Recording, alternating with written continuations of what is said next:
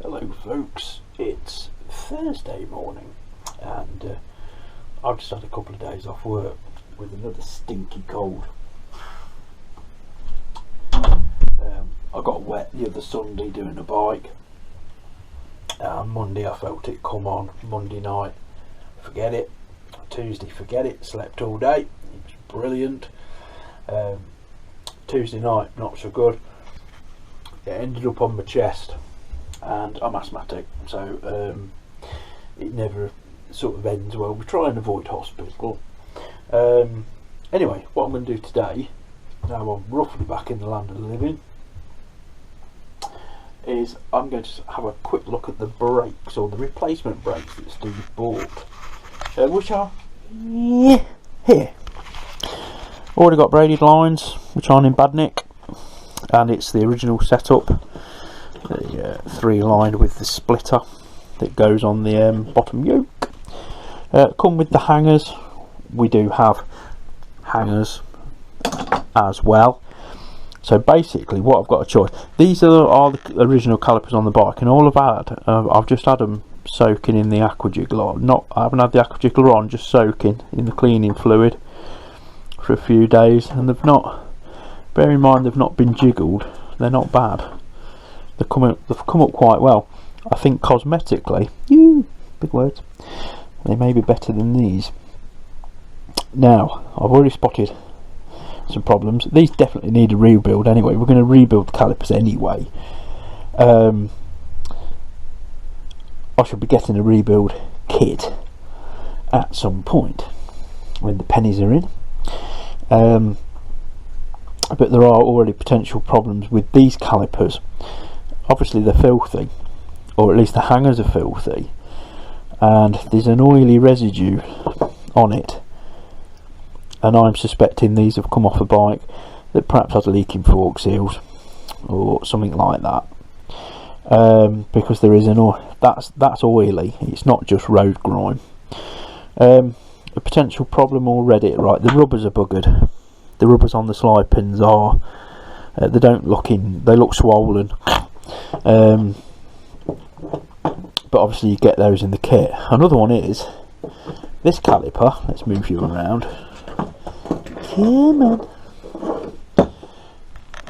As you know, a lot of, or you probably don't know, but a lot of Honda calipers of this era, I don't know whether they still do it, because obviously they've changed the design of the calipers over the years, but these calipers were very, very popular in the late 80s all the way through the 90s, certainly before like models with ABS and stuff started kicking in, and they are the generic 2-pot Nissans, renowned for seizing up, mainly not necessarily due to bad maintenance or lack of maintenance, but they do seize up quite regular.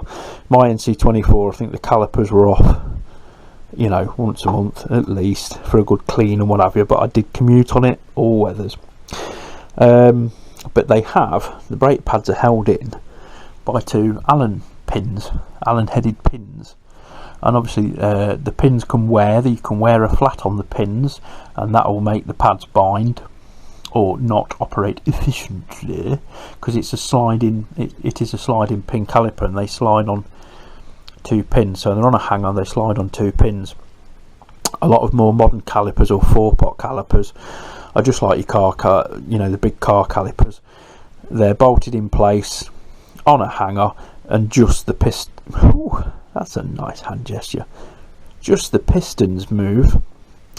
But on these, the actual whole caliper moves and then relaxes and moves and relaxes. So the pins, etc., all have to be in good order, and the pistons have to be returning properly. Hang on. Oh, that's a risk. I've been ODing on the Lemsip, and I don't know about you, but Lemsip sort of loosens me up a little bit. Anyway, potential problem number 1.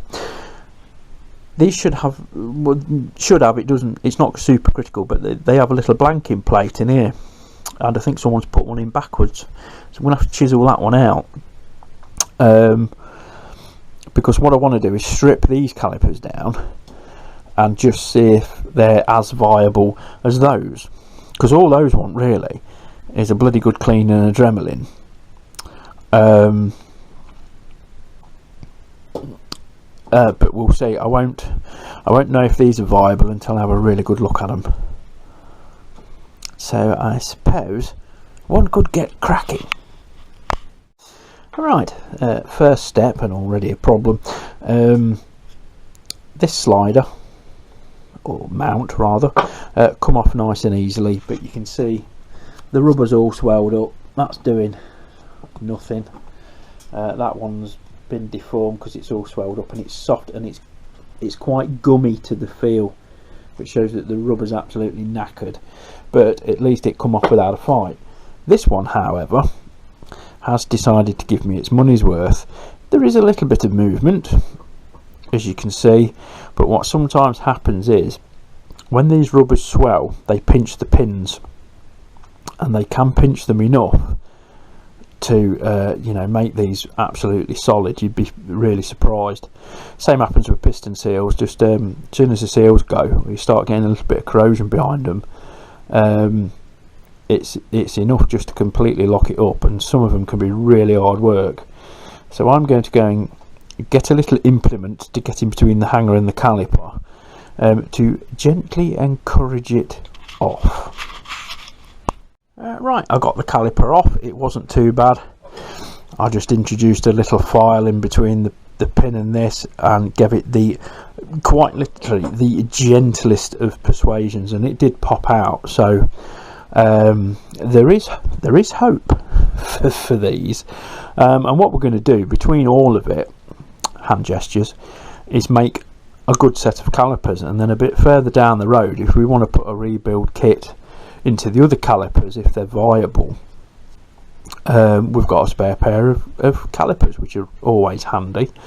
I'm not so sure actually. It's one of the calipers isn't the same as, or very close to what's on Felice. They're also quite close, I think, to what's on Nibbler. They're a very, very common caliper, very common. I've had several bikes with these calipers on. Hondas, I think, early CBRs and stuff like that are exactly the same. So yeah, so that's a good sign. They did actually start coming apart quite easily. The hangers, I'll pull the rubbers out.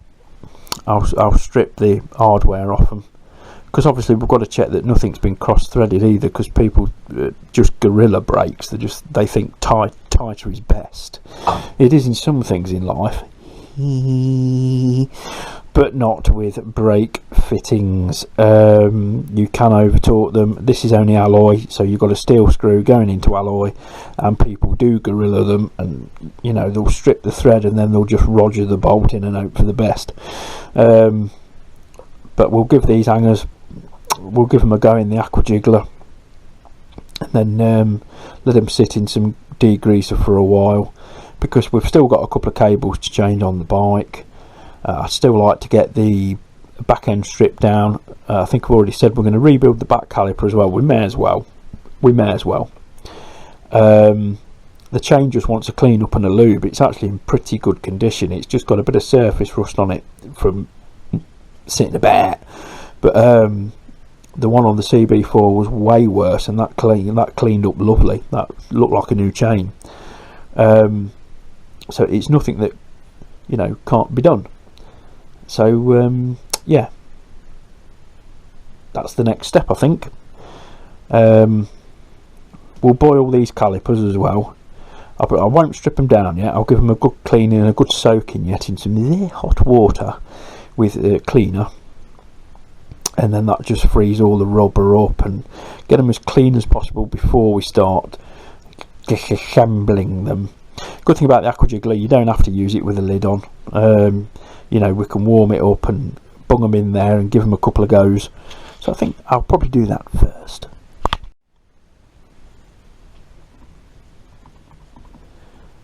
These are the original calipers, and they're actually cleaning up really nicely. Got a bit of a cleaning solution in here, and it's quite strong. It's basically got the active ingredient of what's in bleach, but after obviously a few days in that fluid, I'm just warming up the aqua jiggler to dunk these in. I'll do them one at a time, give them like half an hour each, a couple of times. But these calipers, as you can see, they're not bad at all, cleaning up really nicely. So I think there's no hardware with these calipers, or none that I've found yet. I think there is actually a little bottle or something with loads of hardware in, but so far I'm happy with that, because this is what they were like before a little scrubbage, you know, bit grubby, but yes, they're coming out quite well, not bad at all really. I mean, get the Dremel in there, pop the seals out, get the Dremel, check for corrosion, and I think we will have a pair of very serviceable calipers. Aqua jiggler goodness. Well, I hope you can hear me above the cacophony of the aqua jiggler. Second calipers in now of the original bike calipers, and that's just had one go in the aqua jiggler for half an hour at 50 degrees.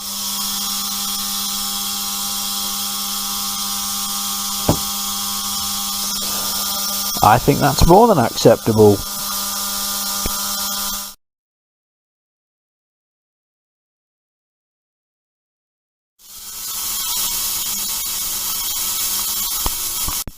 Hello folks, it's Sunday morning and I've only just got warm from yesterday. I got so cold on a bike yesterday, it was unreal. My core and everything was alright because I had my thermals on, a t-shirt on, a sweatshirt on, a bike jacket on, another jacket over that. My trousers were fine because I had my thermals on, a pair of joggy bottoms, my bike trousers. I could have stuck some waterproofs over it, that would have helped. So they were alright. It was my hands. I ended up wearing 3 pairs of gloves yesterday and could still only do about 5 miles until it got to sort of past about 10:30, and then it got a little bit milder, and then I could manage you know, like 20 odd mile at a time. I had to do 200 mile. So over 3 days this week I've done 600 miles on a very, very nice motorcycle. Some of you may have seen it at the bike show, because I do believe there's a mock-up of it at the bike show, and it's the new Triumph Tiger, the baby Tiger. I think it's a 675, something like that. Superb. I would definitely put my own money on it. A lovely, lovely bike. You've got all the sort of good points of a Tiger, but in a smaller package, so it's a lot easier to handle. A dead simple dashboard. It really does need heated grips. The trouble is, in the winter we don't tend to get bikes with heated grips because apparently they're for summer use. So yeah, if it would have had heated grips I would have been fine, you know, I could have just battered it out, but what should have took probably 3 hours took all shift. And I didn't get warm all day yesterday. I literally came home, froze to the bone, got in bed and stayed there the rest of the day. So anyway, we're back onto the NC24. As you've just seen, the calipers are boiling at the minute. I'll give them a couple of boiling sessions before we take them apart. The parts haven't arrived from Wamoto. Usually they're sort of next day, but nothing came yesterday, which was Saturday. So they'll be here Monday, Tuesday, probably Monday. But I've not had the dispatch notice yet. As soon as you get the dispatch notice, they're here the next day. What I want to do now is take the rear wheel off. Because we're going to take the back caliper off, because I've ordered a rebuild kit for the back caliper as well. May as well, we're doing all the rest of it. Now, this is one area where the NC24 differs from the NC30. You will see you probably just noticed, look, massive nut on an NC30, not on this. That is a styling exercise. If I remove this cover, which I'll probably need a small screwdriver to do, I I think it's four bolts. Take the 4 bolts out, we can pull the wheel away, and then we can get good access to the caliper and what have you. So I shall do that.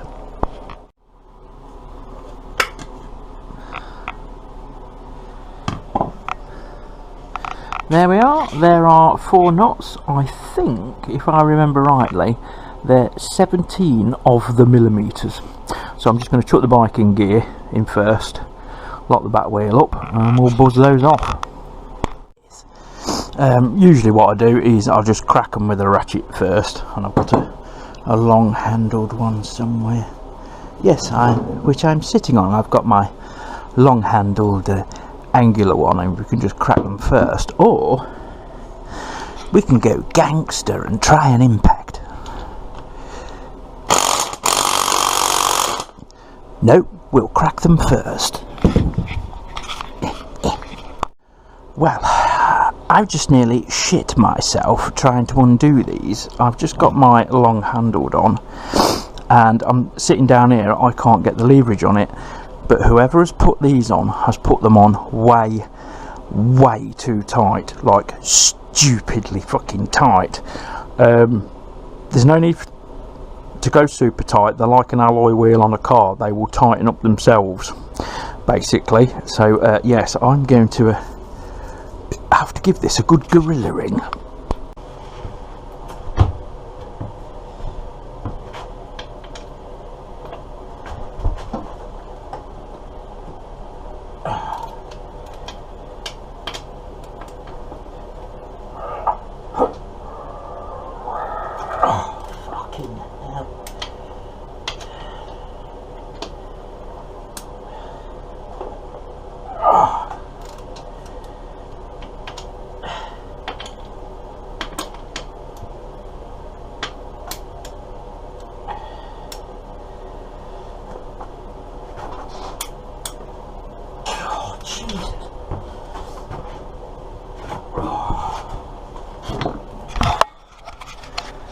I'm wondering if it was the bike shop, you know, because they were charged with doing a brake job, and I'm wondering if they've just gorillaed these on with an impact. I just nearly soiled myself then. There is no fucking way they should be that tight. You literally just nip them. Right, I've spun the nuts off, and as you can see, it's just like a car wheel. You know, there is no need to really gorilla these down. I will put the proper torque value down here, which the Haynes manual does have, as I've mentioned before. The back of that Haynes manual for the NC30 does have a section for NC24 and 21 torque values and shite like that, valve clearances. But as you can see, they're just like a car wheel nut. You know, they do not need to be effing well gorillaed down. I am wondering if it's the bike shop, the famous bike shop. So easy.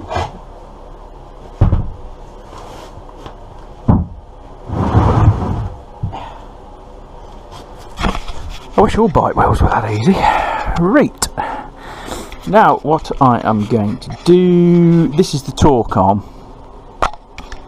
Oh, it's nice to see that there's actually some clips in there as well. Yes. Disc, good condition, no ridges, the very slightest of lippages. So that's good. To take the disc off, basically you buzz these nuts off, but I'm going to strip the middle of the hub out. I'm just going to show you the chain adjustment here. You've got 2 pinch bolts there, which again don't need to be mega tight, and with nuts on the end, they're just like long bolts, because the rear of it is split in 2 to form a clamp. You can do that again, clamp. And basically what you do to adjust the chain, undo the bolts, and then you've got a hole here. And in the original Honda toolkit, you've actually got a little rod that goes in there. Hi, rod. And then you just oof it down, and it's on an eccentric cam, and that will move it that way or that way. It's a really good system when it's working well. They are prone to seize up if they're not stripped down and, you know, fettled with. It's not a hard job to strip them down, and in a later video I will more than likely do that. But yeah, it's a good system. We've got one caliper bolt here. If we undo, it will then pivot on this, and we can pivot the caliper up, and that's how you change the pads. For example, you've got the pin here at the back, which should have a blanking piece. Yes, it's got the blanking piece, which will probably be an utter bastard. They're either utter bastards to remove because they don't get looked at, or they're nice and easy, and I can't exactly see in there very well, but it looks like probably there's not a lot of meat left on these rear pads, so I'll have to get some of those ordered. It is a caliper that does tend to get ignored. Back brakes on bikes are as important as the front brake, so yeah, I will what I'm gonna do while all the calipers are all bolted in properly is get my large flat bladed screwdriver and see if I can move that cap. If I can get the cap out, then the pin's generally not an issue. The pin looks like it needs cleaning up and or replacing, but we'll come to that when we do it. Beverage coffee this morning because I need to wake up, even though it is highly overrated. Right, before I spray brake clean and shit all over this, I'm just going to see if I can crack that cap. This chain looks rusty. It is only surface rust. The chain is in excellent order and it won't take much to clean up, basically, so I'm not worried about that at all. So try and put you in a stand and try and get a flat blade screwdriver on, a screwdriver, well, yeah, a turny thing, and this one has facility for a 10mm spanner on there, which is always very handy. When you're taking these blanking plugs out, generally try and get the biggest screwdriver you can get in there to give yourself some good repurchase. But I should probably end up putting a screwdriver on the end of there and let that do the grunt work. Yes, now let's put you in a stand.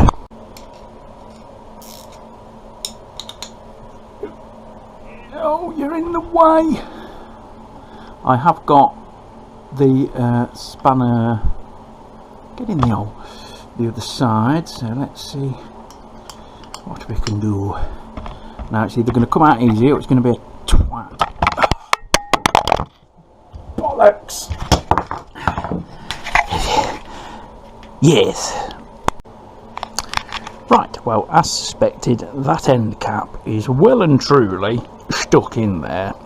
They do corrode in, it's steel, and they do corrode in slightly to the alloy if they haven't been anti-seized or greased when we put it in. So what I'm going to do is pop this bolt out, swing the caliper up, pump the piston out, because I don't know whether you can see, but there's not a lot of meatage on those pads. So I'm going to swing the caliper, pump the brake, that will pump the piston out, and then I can drain the fluid. Just crack the line, drain the fluid, and I can then sort of get this in the vice and have a good go at that. So that is my task. Oh yes, I'm going to remove the chain guard so I can get to stuff easier, because the caliper's got to, the caliper will not slide out with the chain guard there, basically, which is just a 10mm, nice and easy. And I've already, you know, because I'm organised, already got a 10mm. Yeah, crikey, it's alarmingly going well. So there we go, chain guard is off, and it gives us a good access to clean the top of the swing arm as well in a little later date. But now I can swing the caliper around on to pivot and it will come off, and there's no need to move all the torque arm and all that Rolex. Well, not until we strip the hub anyway. Nice. Now that pin, that bolt, whatever you want, it should be 12. Oh yeah. Nice.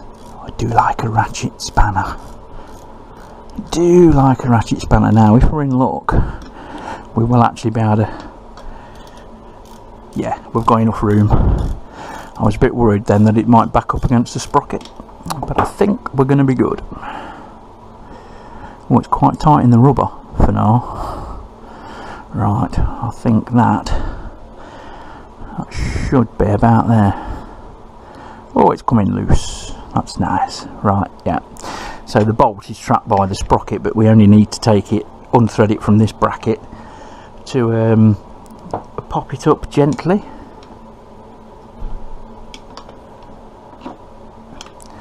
Should move by hand actually. No, I didn't think I'd be that lucky. Let's give it a bit of pry action. Oh, it's not too bad. Not too bad. I'm not putting that much pressure on.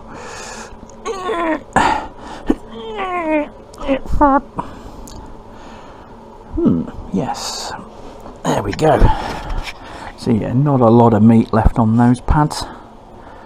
But what I'll do now is just push the pads together, and then I'll swing one out the way.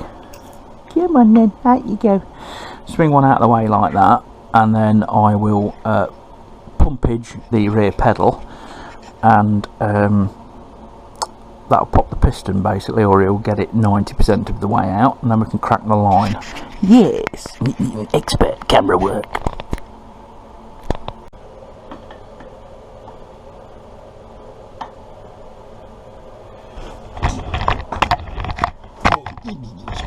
Can you see the caliper?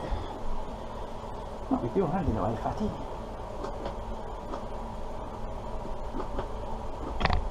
Lovely, that piston's coming out great. Right, that'll do, because we don't want to take the piss.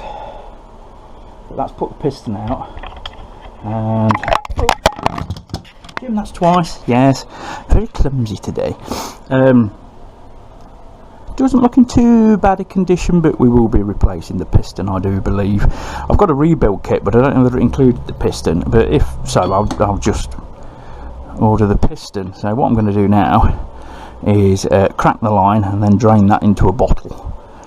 And then when we slide the caliper off, any fluid that's in the caliper I can just drain off. Nice. Well, that was pretty painless. Caliper came off okay. As with the other calipers, the rubbers have swollen a little bit. Not as bad as the front ones. Oh shit, I just got fucking brake fluid all over myself. I'll just put Mum's measuring jug underneath this. It's not. Just to catch any drips. And the brake pipe wasn't routed correctly. It was actually routed under the bracket and not in the bracket. So yes, it's got all the signs of the bike shop having a go at it. So what I'm going to do now is just oh, look at that juicy fluid. Fluid's a little bit discoloured. It's not terrible, you know, it's not black. Can't say black, Jim. So no, that should I think I'm going to give this a go in the old aqua jiggler.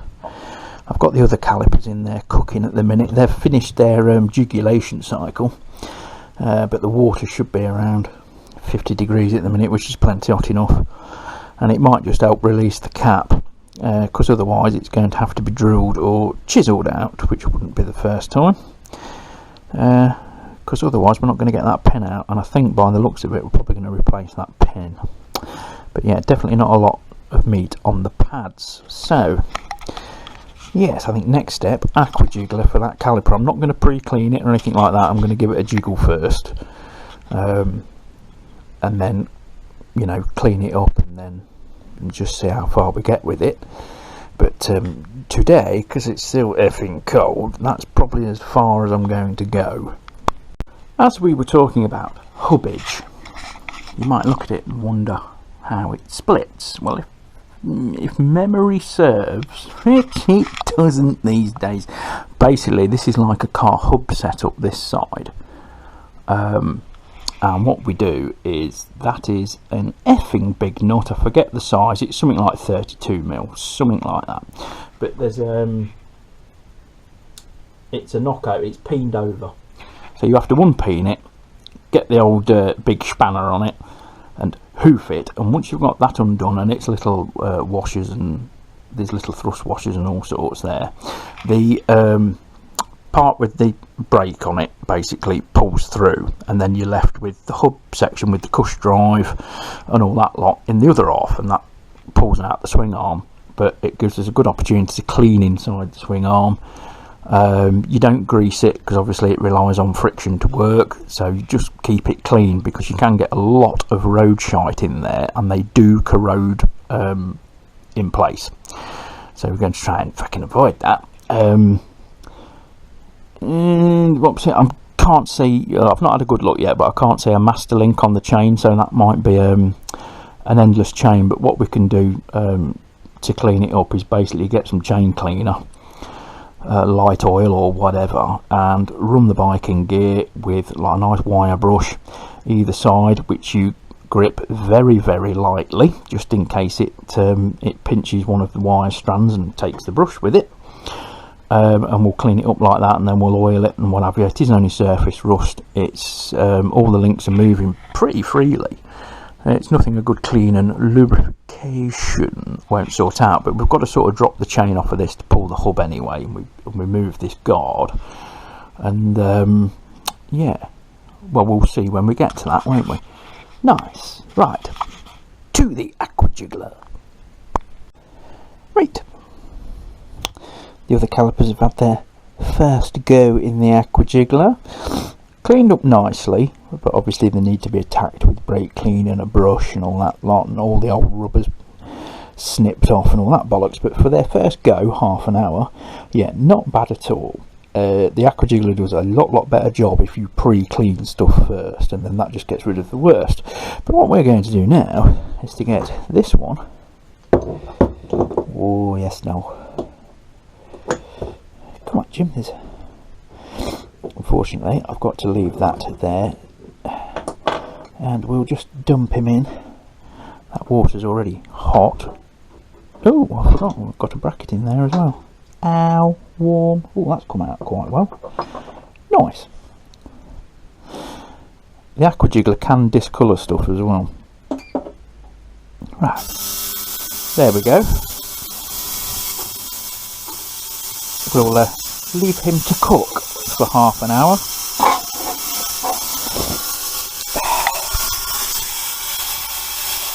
Noisy. While I'm cooking that, I'm going to end this video, but at the end I will put a little bit on to see what he looks like after half an hour. So that's it for today, folks. There will be another video on brakes when the parts arrive. So enjoy the rest of your weekend. Thank you for liking, sharing, subscribing, and miraculously, I don't know whether I mentioned it in the other video, we're now over 1,000 subscribers. Unbelievable. Still way off being monetised though. Don't get the watch hours. Yeah, I suppose it'll come.